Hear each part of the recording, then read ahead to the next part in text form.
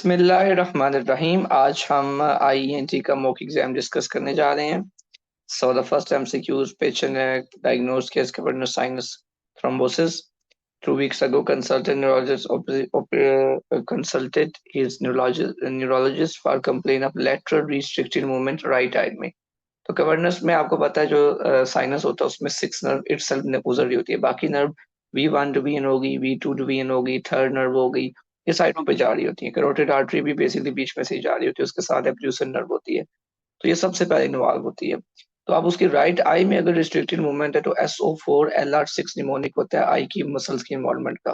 तो lateral rectus को 6 nerve होती है, सुपीरियर ओब्लिक को 4, बाकी सब के सब आई के मसल को मस्कुलर जो थर्ड नर्व होती है वो सप्लाई कर रही होती है। तो ज्यादातर को थर्ड होती है, बाकी सिर्फ इन दो को स्पेसिफिक नर्व होती है।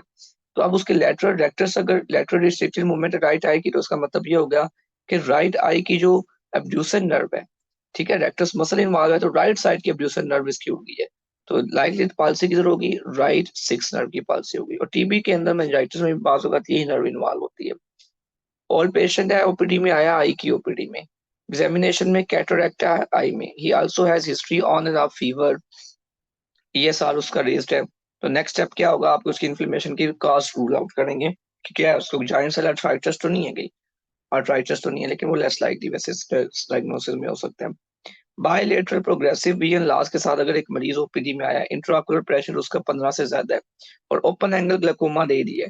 अब ओपन एंगल ग्लूकोमा के अंदर आपने ये करना है, फर्स्ट लाइन ड्रग आपके पास क्या होता है ये आपने याद रखना है। फर्स्ट लाइन इसमें हमारे पास टॉपिकल प्रोस्टाग्लैंडिन एनालॉग्स होते हैं। इसमें ड्रग ऑफ चॉइसेस क्या होती हैं? या तो प्रोस्टाग्लैंडिन एनालॉग्स हो, गिलेटेनोप्लास हो गया जिस तरह एग्जांपल, या पेशेंट को बीटा ब्लॉकर्स देते हैं कि फ्लूइड कम बने, उसमें टीमोलोल होगी, लीवोबिटॉक्सिनोल होगी, ठीक है, ये लिखी हुई है नीचे, बीटा लोल होगी। या आप अल्फा ब्लॉकर्स दे देते हैं, अल्फा ब्लॉकर के लेकिन एगोनिस्ट, ठीक है।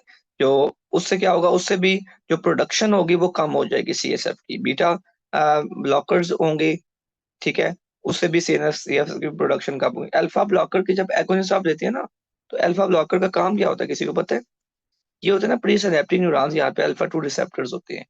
इनका काम ये होता है कि जो नॉरएपिनेफ्रिन की रिलीज को कम करना। कब? जब ये स्टिमुलेट होंगे। तो जब किसी मरीज को आप एगोनिस्ट देते हैं तो ये यही करता है कि नॉरएपिनेफ्रिन की रिलीज को कम कर देता है। तो सेंट्रल नर्वस सिस्टम से जो मतलब अफेक्ट आ रहा होता है सेंट्रली, इसको सेंट्रली एक्टिंग इन ड्रग्स को आ जाता है, तो पेशेंट का ओवरऑल जो सिंपैथेटिक ड्राइव होती है वो कम हो जाती है। तो CSF में यही रोल है बेसिकली बीटा 2 रिसेप्टर्स का। वो जब वो स्टिमुलेट होंगे नॉरएपिन ड्रग्स न्यूरोट्रांसमीटर से, तो ज्यादा बनेगा, इंट्राओकुलर प्रेशर रेज होगा। आपने क्या करना है कि आपने उनकी स्टिमुलेशन को कम करना है। एक तो डायरेक्ट तरीका हो गया कि बीटा को ब्लॉक कर दे, एक तरीका होगा कि इनडायरेक्टली सिंपैथेटिक ड्राइव को बंद करे। तो अल्फा के एगोनिस्ट देते हैं, जिसमें ये आपके पास ब्रिमोनिडिन, क्लोपिडोग्रीन, इनके नाम से ड्रग्स आती हैं। और तीसरा तरीका ये होता है कि आप प्यूपल को मियोस करते हो ताकि कैनाल ऑफ श्रम ओपन हो, तो आप मियोटिक्स ड्रग देते हैं, M3 के एगोनिस्ट ड्रग, जिस तरह पाइलोकार्पिन होता है। तो ये 4 के ड्रग्स आप याद रख ले, मोर देन एनफ है, आपको इतने ड्रग्स के नाम भी आते हो।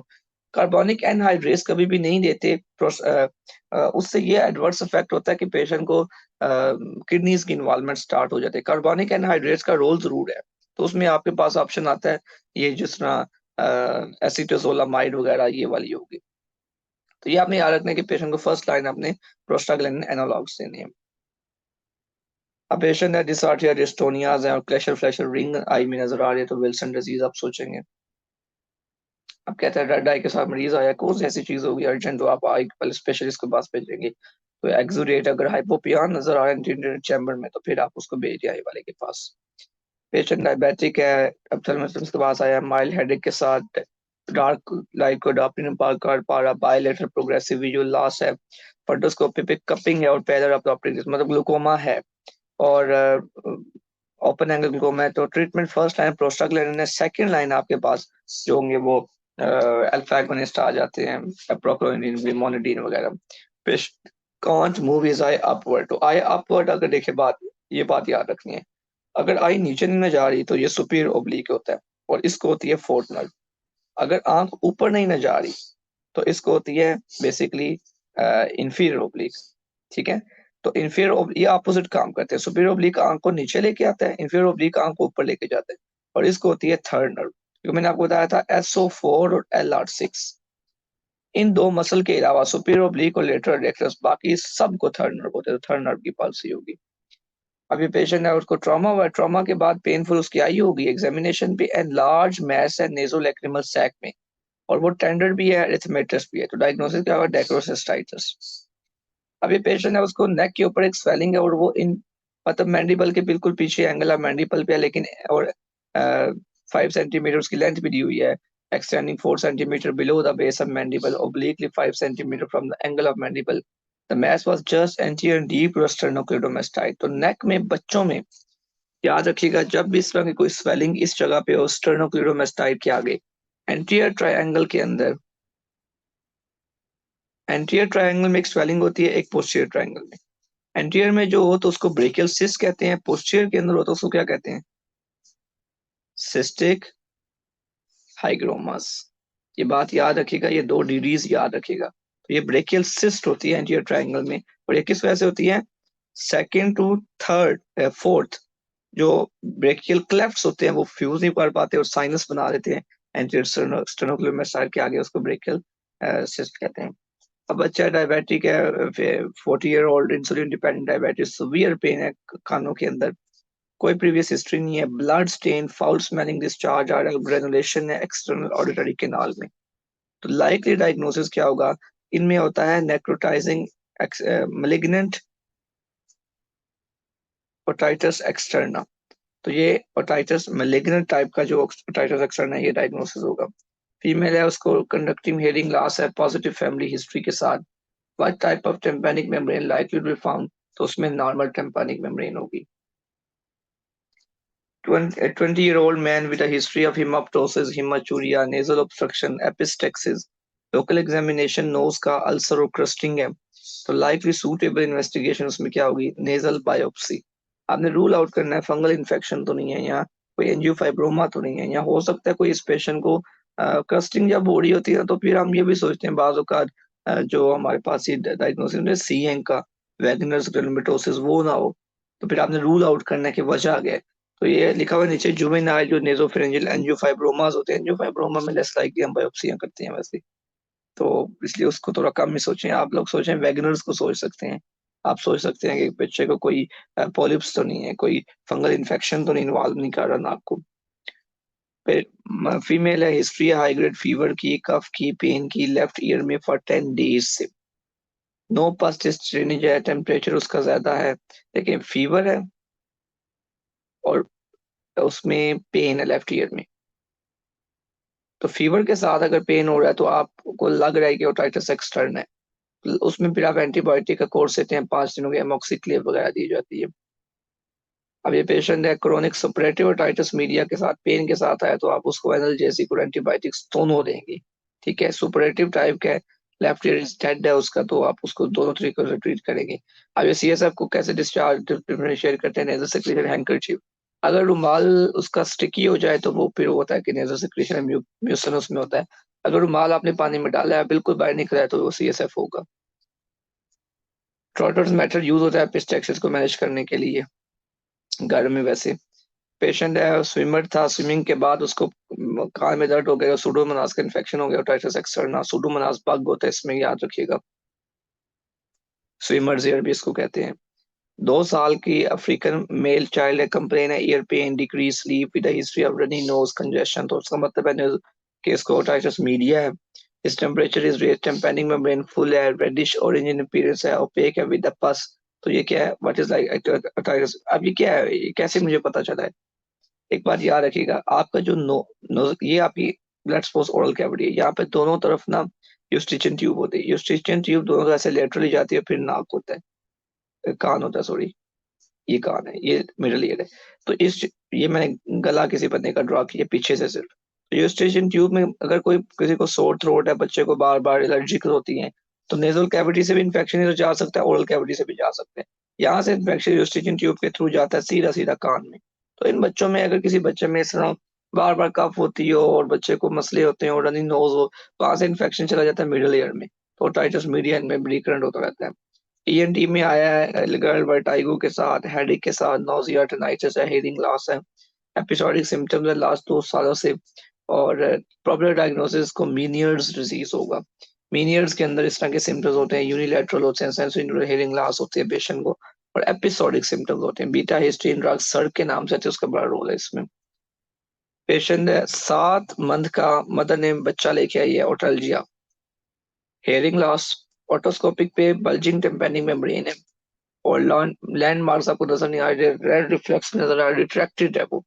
ओटाइटिस मीडिया के अंदर ये होता है। Mother is also complaining serosanguineous discharge, इसका मतलब है कि कोई ना कोई परफोरेशन है, बच्चा बार बार कान खींचता है, तो ये एक्यूट ओटाइटिस मीडिया, क्योंकि हिस्ट्री शॉर्ट है। क्रोनिक में जो होते हैं ना, वो टिम्पैनिक मेम्ब्रेन बिल्कुल उड़ जाती है। फीमेल है, एपिसोडिक का वर्ड अगर आए ना, टेनाइटिस, शाइटिस, सेंसरी न्यूरल हियरिंग लॉस, तो मीनियर्स डिजीज डायग्नोसिस होता है। इसमें एपिसोडिक हेडेक के अंदर बड़े बनने में क्या आप सोचते हैं? Pheochromocytoma, good excellent. 7 साल का बच्चा है, फिजिशियन के बाद आया, 3 दिन की हिस्ट्री है उसकी, फीवर की, हेडेक की, कानों में दर्द है और सोर थ्रोट है, और जब वो खाना खाता है तो डिस्फेजिया भी है। कोई हिस्ट्री नहीं है रनी नोज की, एग्जामिनेशन में बीपी, ब्लड प्रेशर उसका रेज है, टेम्परेचर रेज है, ओरल कैविटी में ब्राइट रेड टंग है with the prominent papilla, red uvula and large right tonsil covered by the whitish membrane, lymph nodes enlarged, और patient को dysphagia, bulging and redness of the posterior pharyngeal wall. किसी भी मरीज में अगर याद रखेगा डिस्फेजिया हो ना, और पोस्टीरियर फेरेंजियल वॉल बल्जिंग हो, तो ये आपने याद रखना है, दिस इज अ रेट्रोफेरेंजियल अब्सेस। और एक होती है पेरिटॉन्सिलर, कि कोई बता सकते हैं पेरिटॉन्सिलर में अगर होती तो क्या चीज होती? ये साइंस ना होते, बल्कि एक और चीज होती। इसका जो यूविला होता है ये डेविएटेड हुआ होता है। यूविला डेविएटेड होना तो पेरिटॉन्सिलर आपने सोचना, और उसमें नॉइज भी चेंज हो जाती है। एपिस्टेक्सिस लिटिल एजिया में सबसे कॉमन होती है। अब वही ब्रेकियल सिस्ट वाले एमसीयू रिपीट हो गए। अब ये पेशेंट क्लस्टरिंग के साथ आया तो उसके आप बायोप्सी करेंगे। ये पेशेंट है, कंप्लेन ईयर पेन की, टिनाइटिस की, हेयरिंग लॉस की, फीमेल आई है, डिस्चार्ज भी हो रहा है, टेम्पैनिक में brain perforation, most dangerous size posterior superior इसकी होती है, एमसीक्यूज इंपॉर्टेंट है ये। टॉन्सिल्स की जो ब्रांच है वो फेशियल आर्टरी से आती है, blood supply. Which instrument is use to remove the nasal body foreign, वो नेजल फोर्सिप यूज करते हैं। पेशेंट को ओटाइटिस क्रोनिक मीडिया है, अनरिस्पॉन्सिव टू मेडिकल, तो मेनिंगोटोमी आप करेंगे। ग्रूमेंट्स भी इंसर्ट किए जाते हैं वैसे, बार बार वो ड्रेनिंग निकलता रहे। पेशेंट है, रिपीटेड एपिसोड है एपिस्टेक्सिस की, ट्रांसफ्यूजन भी उसको रिक्वायर्ड थी। पोलिपाइड मैस राइट नेजल कैविटी में नजर आया। इन्वेस्टिगेशन अब क्या करेंगे? अब ये एंजियोफाइब्रोमा का डायग्नोसिस है इसमें, क्योंकि इसमें एपिस्टेक्सिस हो रहा है। तो और दूसरी बात, इसमें आप सीटी स्कैन करेंगे, बायोप्सी कभी नहीं करनी इस बच्चे की, याद रखिएगा। ब्लीडिंग करता है बहुत ज्यादा। अब बच्चा है 2 साल की लड़की, ईआर में आई है, उसको 6 घंटों से फीवर है, स्ट्राइडर आ रहा है। पेशेंट टेम्परेचर उसका रेज है, टेकिकार्डिया है, रेस्पिरेटरी रेट है, ऑक्सीजन सैचुरेशन भी ड्रॉप हुई है। बच्चा रो रहा है, इंस्पेक्टिक स्ट्राइडर है, एक्सेसिव ड्रूलिंग है, और डिस्फेजिया भी है। ठीक है, और बल्कि स्वेलो कर पा रहा है, सॉरी। अभी देखिए, एक्यूट हिस्ट्री और स्ट्राइडर, एक्यूट हिस्ट्री में स्ट्राइडर अगर होना तो फिर एपिग्लोटाइटिस ही डायग्नोसिस है। पेरिटॉन्सिलर एब्सेस टेक्स टाइम। टॉन्सिलाइटिस में ऐसा कुछ नहीं होता, फॉरेन बॉडी एस्पिरेशन की कोई हिस्ट्री नहीं है। और उसके बाद फ्रेंजाइटिस में कभी भी आप देखें ऐसा होता है, कभी जिंदगी में किसी का फ्रेंजाइटिस आपने ऐसा देखा है? So this is likely epiglottitis. अब पेशेंट को शूटिंग पेन है लेफ्ट जॉ में, लास्ट 1 ईयर से, लंबी हिस्ट्री है, pain last for few second and recur many times. It aggravate by shaving, कोई भी टच करता है च्यूइंग से पेन होता है। तो ये जो पेन सेकंड्स में हो ना, और शार्प हो, तो याद रखिएगा, this is trigeminal neuralgia. Trigeminal का डायग्नोसिस होता है। रोड ट्रैफिक एक्सीडेंट हुआ है, इमरजेंसी डिपार्टमेंट में है, उसको ब्लीडिंग हो रही है, ब्रूजिंग, एडिमा, टेंडरनेस है राइट इथमाइड रीजन में, despite anterior and posterior nasal packing, epistaxis is not controlled. तो कौन सी आर्टरी लाइगेट करेंगे तो बेस्ट ऑप्शन है? इसमें आपने इथमाइड आर्टरी को लाइगेट करना है, और ये याद रखिएगा, ये एंटीरियर इथमाइडल आर्टरी, और जब अगर इन्वॉल्व हो जाए तो वो पैकिंग से रिस्पॉन्ड नहीं करती। अगर किसी पेशेंट का आपको टेम्पेनिंग मेम्ब्रेन पे ब्लू ह्यू नजर आए ना, प्रोमोनट्री वाज सीन ऑन द प्रोमोनट्री, तो ये ब्लू ह्यू जो होता है शॉवर्ड साइन होता है। ये ज्यादातर आई थिंक ऑटोस्क्लेरोसिस में या मीनियर्स में से किसी एक में होता है, आई डोंट रिमेम्बर एग्जैक्टली। 80 साल के बंदे में अगर सुनने में मसला है तो प्रेस्बिकुलोसिस काज हो सकती है। बच्चा sore throat and dysphagia, tonsil enlarged and covered with exudate. Physician ने suspect किया tonsillitis. So common पग जो है जो कि less likely होता है strep एक ग्रुप ए स्ट्रेप्टोकोकाई होता है, ग्रुप ए गैस इसको कहते हैं। इससे क्या होता है? रोमैटिक फीवर होता है हर बच्चे को नहीं, कुछ बच्चों को।